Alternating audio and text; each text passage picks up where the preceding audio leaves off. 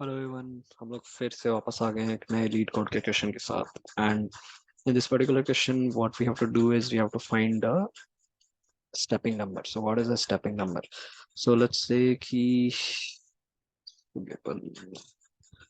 ये दो नंबर है 78069876। So the stepping number is for example there is number that starts with 789 8. So you can see all the adjacent digits have a difference of 1. ठीक है, 7 minus 8 1, absolute difference is 1. So this is a stepping number. So we'll be given two numbers low and high. उसके बीच में जितने भी stepping numbers आ रहे हैं उनके count return करने हैं. Okay, cool, this looks good. So इसका इन लोगों ने सिंपल सॉल्यूशन बताया. मेरा जो सॉल्यूशन था that was quite big and that was not also DP related question. ठीक है, सॉल्यूशन. सो उसकी वजह से टाइम कॉम्प्लेक्सिटी बहुत ज़्यादा आ रही है. तो अभी इस पर्टिकुलर सॉल्यूशन में what they have plan to do, मेरा भी अप्रोच यही था कि let's say number of stepping number below this number is n1, number of stepping numbers below this number is n2. तो हम लोग n2 minus n1 कर लेंगे तो इनके बीच में जितने नंबर्स हैं उनका काउंट वापस आ जाएगा, which does make a lot of sense. So उसके बाद अब हम लोग एग्जांपल लेते हैं 7806. 7806 में क्या, if we go to see the solution, जो मुझे सबसे अच्छा लगा that is having एक outer function जिसमें वो n पास करेगा तो it will generate all the numbers that are n से below जितने नंबर्स है और स्टेपिंग नंबर्स वो जनरेट कर देगा. और उसके उसके अंदर एक उन्होंने डीपी का डायनामिक एक फंक्शन, रिकर्सिव फंक्शन डिक्लेयर किया है जो एक्चुअली ये परफॉर्म करेगा. Okay, for each digit. So ये इनका सोल्यूशन है.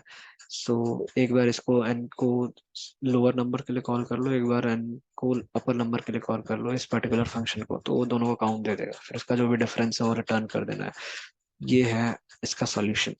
But there is an improvement on this particular function, inner function, जो रिकर्सिव फंक्शन है उसके ऊपर. This is the improvement. So ये फंक्शन कॉल ही तब हो रहा है जब आउटर फंक्शन ये वाला रिटर्न स्टेटमेंट एग्जीक्यूट कर रहा है. तो कैसे ही एग्जीक्यूट कर रहा है? So for the first iteration what it is doing is कि हाँ, जीरो जीरो डिजिट है, जीरो डिजिट यानी पहले डिजिट से हम लोग शुरू कर रहे हैं और ट्रू दे रहा है. True is the next value which is basically going into tight. So what is tight? Tight is basically deciding कि हाँ जो रेंज है ना वो इस डिजिट के लिए क्या होगा. तो अब मैं तुम्हें एक्सप्लेन करता हूँ कैसे. So for example let's say कि 7 है. ठीक है, तो हम लोग जो भी नंबर शुरू हो रहा है 7 तक, 7, सॉरी, जो भी नंबर शुरू हो रहा है 7 से उसके लिए जो नेक्स्ट डिजिट है that will not go beyond 8. 9 नहीं जा सकता क्योंकि इससे जो भी नंबर शुरू होगा that will go beyond this number, वो उससे छोटा नहीं होगा. That can not happen. So but the same is not the case when the previous number is lesser than 5 7. So अब ये जो नंबर है this can go to till 9. ठीक है, इवन 6 से भी अगर शुरू हो रहा है तो दिस कैन गो टिल 9. सो इस पर्टिकुलर डिजिट के लिए the range is decided by the previous number. ठीक है, वो अपने मैक्सिमम पे पहुंचा है कि नहीं. So that is what tight is used for. So अभी टाइट की इनिशियल वैल्यू हम लोग ट्रू देंगे. लास्ट डिजिट हम लोग -1 दे रहे हैं. लास्ट डिजिट -1 इसलिए दे रहे हैं कि सिग्निफाई कर रहे हैं कि हाँ we are going to start the solution. ठीक है, start the number. Okay, so अगर हमारे लॉजिक से बेस कंडीशन ये है कि हमारा लॉजिक अप्लाई करते करते अगर आई जो है नंबर ऑफ डिजिट्स जो हम लोग अभी 0 से शुरू कर रहे हैं, अगर I reaches to the length of N, length यानी कि इसका लेंथ 4 है, अगर 4 तक पहुंच गया तो देन दिस कैन रिटर्न 1. ठीक है, अब क्योंकि एक नंबर हम लोग को मिल गया जो स्टेपिंग नंबर है. This is the base condition. यहाँ से रिकर्सिव फंक्शन रिटर्न होना शुरू होगा. ठीक है, इन इन द करेक्ट कंडीशन, मतलब इन अ कंडीशन ऑफ मैच यहाँ पे रिकर्सिव फंक्शन रिटर्न होना शुरू होगा. और मैक्स डिजिट क्या है? मैक्स डिजिट डिसाइड कर रहा है वही कि हमारा रेंज क्या है. अब जैसे 8 के लिए हमारा रेंज क्या है, तो वो डिसाइड कर रहा है कि हाँ अगर टाइट मतलब वो ऑलरेडी पहुंच गया है ठीक है अपने मैक्स तक, तो जो करंट नंबर है जैसे सेकेंड वाले डिजिट के लिए अगर इस 7 से शुरू हो रहा है और 7 तक पहुंच गया है, और अगर तब ये जो सेकेंड वाला डिजिट है इसका मैक्सिमम वैल्यू हम लोग 8 तक ही जा सकते हैं. ठीक है, we can not go beyond 8, 9 नहीं ले सकते हैं. और अगर ऐसा नहीं है, अगर मान लो ये 6 के लिए, मान लो यहाँ पे 6 है, ठीक है 7 की जगह 6 है, तो उस कंडीशन में ये second digit can go up till 9. सो ये इसका मतलब है. आंसर को हम लोग शुरू में 0 से ही डिक्लेयर कर रहे हैं एंड वो इनिशलाइज कर रहे हैं. उसके बाद अब रेंज डिसाइड कर रहे हैं. ठीक है, सो अब हम लोग रेंज मतलब डी, 0 से लेके जो रेंज ऑफ मैक्स डिजिट का रेंज अभी 7 है, 0 से लेके 7 तक हम लोग ट्रेड करेंगे। ठीक है, तो इसकी वैल्यू होगी, डी की वैल्यू 0 1 2 3 4 5 6 7 तक जाएगी। और हम लोग अगला वाला नंबर शुड बी टाइट और नॉट, या शुड बी कंस्टेंट और नॉट, ये इससे डिसाइड हो रहा है। तो ये कैसे डिसाइड हो रहा है कि अगर जो करंट डी है, हम लोग मान लो अभी 2th वाले इटरेशन को लेते हैं, 0 से 7 तक रन कर रहा है, 2th वाले इटरेशन को लेते हैं। दिस मीन्स कि वो नंबर शुरू हो रहा है, जो भी नंबर है अपने पास वो शुरू हो रहा है 2 से। ठीक है, तो हम लोग नेक्स्ट टाइट देखेंगे। नेक्स्ट टाइट ऑलरेडी जो टाइट की वैल्यू ट्रू है, तो ये कंडीशन तो मैच हो गया। और अब एंड के डी जो है वो 2 है, क्या वो मैक्स डिजिट तक पहुंच गया? मैक्स डिजिट अभी करंटली हम लोग का 7 था, यहाँ से आया था 7।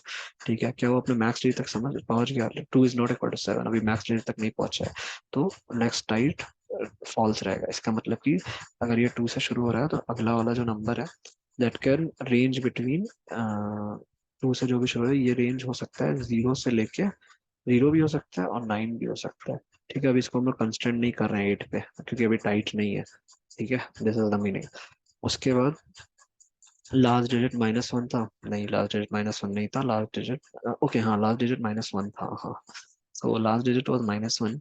सो इसके लिए क्या, अब हम लोग इसको काउंट करना शुरू करेंगे, मतलब कि यहाँ से शुरू कर रहे हैं, तो अब पहले डिजिट के लिए तो कोई वो नहीं है ना, कंडीशन है नहीं, क्योंकि वो तो एक्सेप्ट होगा ही होगा। ऐसा थोड़ी है कि ये 1 है कि इसके उसके बीच में डिफरेंस 1 होना चाहिए, ऐसा तो कुछ है नहीं, फर्स्ट डिजिट है, इसलिए हम लोग -1 से सिग्निफाई कर रहे थे कि हाँ -1 है भाई, तो शुरू कर रहे हैं, तो ठीक है, इसको तो कंसिडर करना ही है। और D equals to -1 if D equals to 0, अगर 0 है तब, अगर प्रीवियस वाला 0 है तो डी को -1, मतलब कोई मतलब नहीं है, उसको फिर से रीसेट कर दिया बेसिकली डी को, क्योंकि कोई मतलब नहीं है, 0 आ गया है। ठीक है, और लेकिन अगर अदर इन अदर कंडीशन, उसको जो करंट वैल्यू ऑफ डी है, डी को वही रहने देंगे। ठीक है, तो करंट वैल्यू ऑफ डी है 2, तो 2 रहने दिए हम लोग। और उसके बाद ये वाला हो गया आंसर में, हम लोग दोबारा कॉल कर रहे हैं कि आंसर जो अभी करंट तक था 0, प्लस डीपी में i+1 यानी कि 1, और नेक्स्ट टाइप नहीं है, फॉल्स। और उसके बाद 2, 2 इज द करंट डीएथ वैल्यू। ठीक है, और हर स्टेट पे हम लोग मॉड से उसको उसका परसेंट ले रहे हैं, क्योंकि क्वेश्चन में ही है कि परसेंट के साथ, इसके साथ वो रिमाइंडर जो है वही आपको रिटर्न करना है। सो ये कंडीशन है। तो अब आ गया अगले वाले इटरेशन में, तो अगले वाले इटरेशन में हम लोग देखें कि आई क्या तुम्हारा लेंथ के बराबर हो गया? नहीं, वो भी 1 है। उसके बाद मैक्स डिजिट क्या तुम्हारा जो टाइट है? नहीं, अभी भी टाइट नहीं है, क्योंकि यही फॉल्स हो रहा है, ये खुद ही फॉल्स है, तो अभी टाइट नहीं है। ठीक है, सो ये पूरा रेंज हो सकता है 9 तक। ठीक है, आंसर इस वाले इटरेशन के लिए 0 से शुरू कर रहे हैं, फिर अब मैक्स डिजिट में आए, तो अब हम लोग सही वाला कंडीशन लेंगे। ठीक है, तो 2 से शुरू हो रहा है, तो अब ये भी रेंज करेगा फॉर सेकंड डिजिट, ये भी रेंज करेगा 0 से 9 तक। तो लिख देते हैं 0 से 9 तक रेंज करना चाहिए सेकंड वाला डिजिट। बट हम लोग क्या सेकंड डिजिट को 0 वाला नहीं कंसिडर करेंगे अभी for the time being, because वो अपना सोल्यूशन नहीं है, 1 पे आते हैं। तो 1 वाला जो डी की रेंज है 1 पे है, तो 1 पे हम लोग देख रहे हैं, नेक्स्ट टाइट को पहले कंसिडर कर लेंगे। नेक्स्ट टाइट कैसे कि जो डी है वो अपने मैक्स डिजिट तक पहुंच गया है क्या? नहीं, इसकी मैक्स डिजिट 9 है। ठीक है, मैक्स डिजिट तक पहुंचा है? नहीं, नहीं पहुंचा, अभी 1 पे ही है। तो हम लोग इसका इक्वल्स टू 1, मतलब हम लोग अभी करंट इटरेशन में 1 लेके चल रहे हैं। ठीक है, तो मैक्सिमम 9 तक नहीं पहुंचा है, नहीं पहुंचा है, तो अभी नेक्स्ट टाइट मत रखो। ठीक है, उसको टाइट मत रखो, उसको भी पूरा ऊपर नीचे रेंज उसका ओपन रहना चाहिए। ठीक है, अब लास्ट डिजिट -1 था क्या? Last digit was -1? नहीं, लास्ट डिजिट वॉज 2। ठीक है, तो इससे बाहर आ गया absolute difference between last digit 2 minus current 1 is equals to 1। हाँ, 1 था, तो आंसर में अब क्या कर दिया हम लोगों ने? आंसर प्लस जो ये है, ये पर्टिकुलर फंक्शन कॉल कर दिया, हाँ कि फिर से ये फंक्शन कॉल कर दिया कि हाँ i+1, और फिर नेक्स्ट टाइट जो कि अभी भी फॉल्स है, और डी की वैल्यू 1। ठीक है, तो ये हो गया सेकेंड पोजीशन पे फॉल्स 1। तो अब ये 2 1 वो अपेंड हो गया इसमें।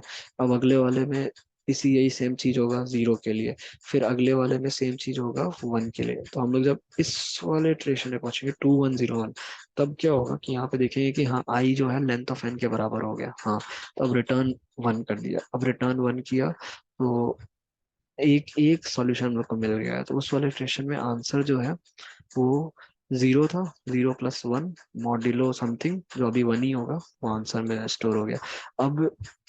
अब इसके बाद, इसके जस्ट बाद कौन सा कंडीशन चेक होगा वो भी देख लेते हैं। 0 2 1 0 2, ठीक है, इसके जस्ट बाद ये वाला कंडीशन चेक होगा कि 2102 हुआ क्या है क्या, तो इसमें नहीं हुआ।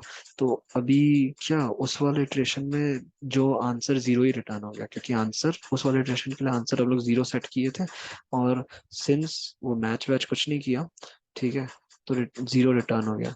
तो अब इस आंसर को कोई फर्क नहीं पड़ा। हाँ ठीक है, जो पहले वाले इटरेशन, पहले वाला रेंज में 1 के लिए जो वैल्यू था वही 2 के लिए आ रहा है, तो ठीक है। तो ऐसे ऐसे करते करते रिटर्न होता जाएगा, रिटर्न होता जाएगा, and at the end will finally get the solution कि हाँ आंसर की ये वैल्यू है। सो फिर इसको रिटर्न कर देंगे। फिर इस सॉल्यूशन में आप ये भी देख सकते हैं कि हम लोग हाई माइनस लो को जितना भी आया है उसका डिफरेंस बेसिकली मॉड्यूलर करके प्रिंट कर रहे हैं। तो that is the solution, and as always DP is beautiful.